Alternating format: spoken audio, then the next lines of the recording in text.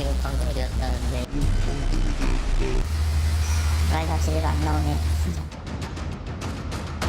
이거 진짜 감시고 감금이구나. 정말 구치소 같다. 입에 담을 수 없는 것들도 엄청 불법적인 일을 하지 않았을까. 그녀가 닫힌 문을 열 수 없었던 그 비하인드를 따라가 봅니다.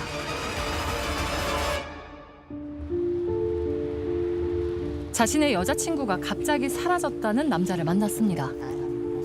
며칠 전부터 여자친구가 무슨 일이냐고 또 그냥 얘기를 안 해주면서 여자친구가 끝내 입 밖에 내지 않았다는 그날의 비밀.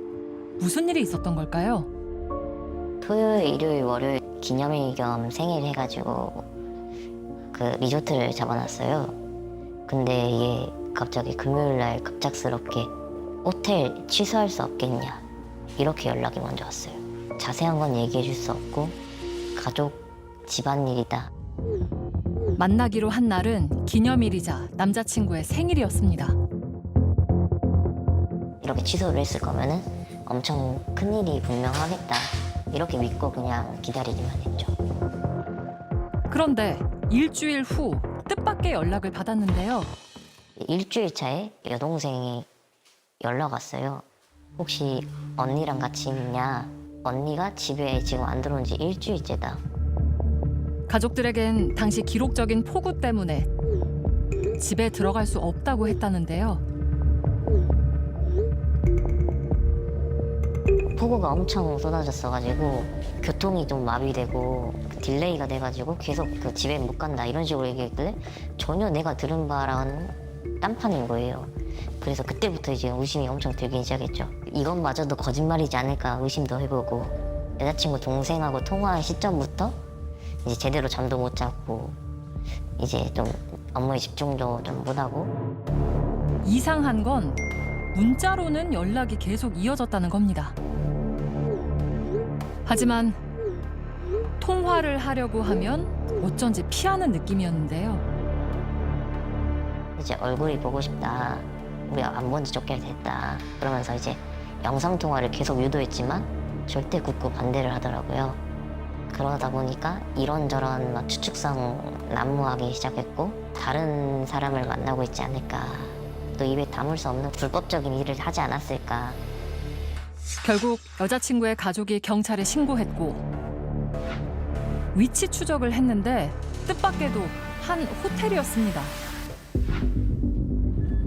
그 호텔에 찾아가 봤는데요. 28일에 혹시 기억하시나요? 입장하는 하던 곳이고요. 설득 끝에 어렵게 그녀를 만날 수 있었습니다. 업무를 기억했다. 기억나고 아무튼 호텔에 있던 시간을 생각하면 끔찍하다는데요. 진짜 다시는 숙박업소 들어가고 싶지 않아요. 정말 탈출하고 싶다고 생각을 했는데 탈출할 수 있을 거라고 생각을 안 했어요. 무려 14일 동안 호텔에 있었답니다. 그곳에서 대체 무슨 일이 있었던 걸까요? 그런데 놀라운 이야기가 튀어나옵니다. 31일까지는 감금이 되어 있었어요. 감금이 되어 있었어요.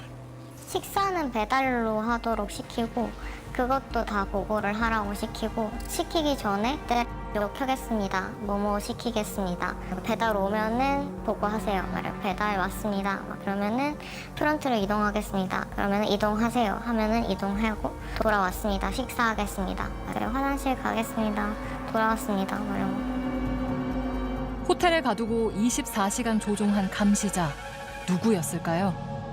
권위적이고 시크하고 허스키한 목소리에 약간 그런 소위 말해서 우리가 스테레오타입이라고 생각하면 검사라고 하면 떠오르는 사람 있잖아요. 진짜 딱 그런 느낌이었어요. 검사랍니다. 어느 날 불쑥 검사에게 걸려오는 전화 혹시 떠오르는 게 있으신가요? 최근 경찰과 검찰 같은 공공기관을 사칭한 보이스피싱이 기승을 부리고 있습니다. 보이스피싱 사기범이 전문 용어까지 구사하며 검사를 사칭했는데 이런 달변 앞에서 박사하기도 속수무책이었습니다. 이젠 익숙한 보이스피싱 시나리오죠. 근데 왜 속았을까요? 애를 낳아가지고 열심히 키워놨는데 이런 거나 당하고 있고 막 이러니까 굉장히 스스로가 한심하게 느껴지면서 부모님한테 미안하면서 그러더라고요. 실례지만 무슨 일 하세요? 저 의사예요. 의사여서 너무 창피합니다. 의사인 그녀도 속을 수밖에 없었던 이유 잘 들어보시기 바랍니다. 14일간의 감금. 그 시작은 한 통의 전화였습니다. 네, 이거 보험 등기 관련해서 저희가 지난주도 자택 방문했었는데 뭐 2번이나 단송이 되었더라고요. 처음에 전화 와가지고 뭐 대포통장이나 검찰 금감원 이런 소리 처음에 안 해요. 막 등기 우편이 왔다라고 해요. 월요일 날 온 집에 있냐는 거예요. 그래서 월요일 날에 오후에 가는데요. 막 그러니까 그날 집에 없다고 하자 바로 서류를 확인할 수 있게 인터넷 사이트 주소를 불러줬습니다. 법원 홈페이지였는데요. 사건 번호를 입력하자 충격적인 문서가 나타났습니다. 하영 씨의 계좌가 성범죄에 이용됐다는 것, 내용이 자세하고 정교한 데다 검찰총장의 직인까지 찍혀 있었습니다. 제가 당시에 생각하기엔 정교하게 되어 있으니까 그냥 넘어간 거죠. 이거 진짠가 보다, 뭔가 진짜 상황인가 보다 이런 식으로. 그리고는 검사를 연결시켜줬다는데요. 전화를 받은 검사는 다짜고짜 호통을 쳤다고 합니다. 갑자기 막 화를 내는 거예요. 너 진짜 그 대포통장 연루된 거 확실하냐? 너 진짜 한패 아니냐? 약간 이런 식으로 몰아붙여요. 구치소 가게 되면은 어머니 명예퇴직도 안 된다. 재취업도 힘들어진다. 근데 약간 그렇게 계속 몰아붙이다 보니까 아 그런가 보다 약간 이런 식으로 생각이 들어요. 그때부터 본격적으로 말리는 거죠. 그리고는 첫 번째 지시사항이 하달됐습니다. 지금부터가 중요한데요. 잘 들어보세요.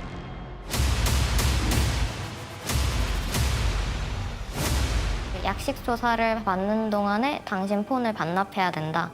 그거를 포렌식을 거쳐가지고 그거를 검열을 할 건데 그거 조사할 동안에 무슨 폰을 쓸 거냐. 그동안에 쓰기 위해서 공기계를 필요하다. 공기계, 유심이 없는 휴대전화를 사랍니다. 이유가 뭘까요? 새로 개통한 핸드폰은 악성 앱을 설치시켜서 그 사람의 모든 것을 감시할 수 있게 할 목적으로 그렇게 새로운 핸드폰을 개통시킵니다. 기존 폰에 악성 앱을 설치시키는 게 조금 부담스러울 수 있는 이유가 결국 이 금융거래를 이 기존에 있는 핸드폰으로 사용하게 해야 되거든요. 근데 금융 앱을 들어갔을 때 이 악성 앱이 설치가 돼 있으면은 자체적인 그 보안 탐지 프로그램에 걸리기 때문에 곧이어 내려온 두 번째 지시는 호텔로 들어가라. 집에 갈 수는 없고 대신에 뭐 호텔 같은 거 잡아주겠다. 뭐 모텔도 아니고 호텔 잡아줄 거다. 너 여자니까 이런 식으로 뭐 자기가 굉장히 편의를 봐주는 것처럼 막 제가 땡땡땡 씨 구속 몇 번이나 면해준 거다. 약간 이런 식으로 얘기를 해요. 다음은 상시 보고. 보호 관찰이 필요해서라고 했다는데요. 다른 짓을 못하도록 감시하려는 겁니다. 네, 일단 그냥 와가지고 핸드폰을 켜고 약간 동영상 해놓고 이제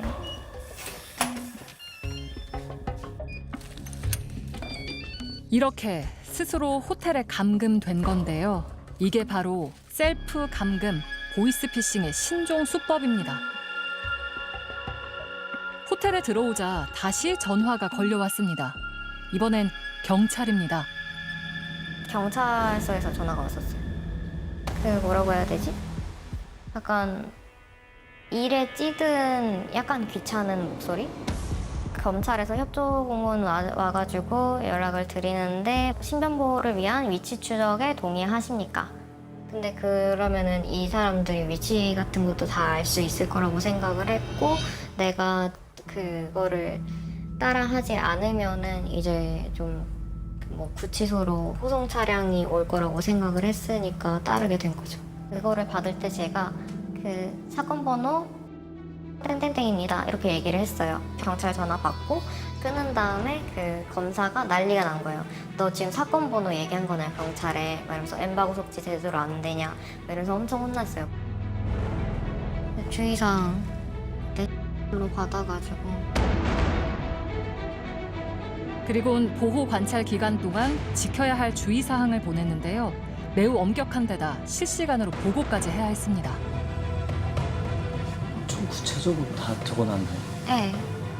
화장실 가는 것도 다 일일이 실시간으로 보고를 했었거든요. 당시에는 진짜 막 화장실 가겠습니다. 네, 네 확인했습니다. 하면 화장실 갔다 와서 자리했습니다. 네 확인했습니다.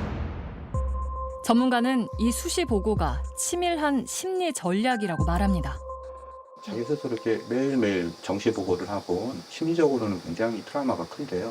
그냥 감시 효과뿐만 아니라 자비판을 하게 됨으로써 본인이 자기 정체성에 대해서 혼란을 겪게 됩니다. 내가 나에 대해서 믿지 못하게 되는 것이죠. 내가 잘못해서 이런 일이 일어났나? 이렇게 자책을 하게 만드는 것이 가스라이팅의 핵심입니다. 결국 목적은 돈이겠죠.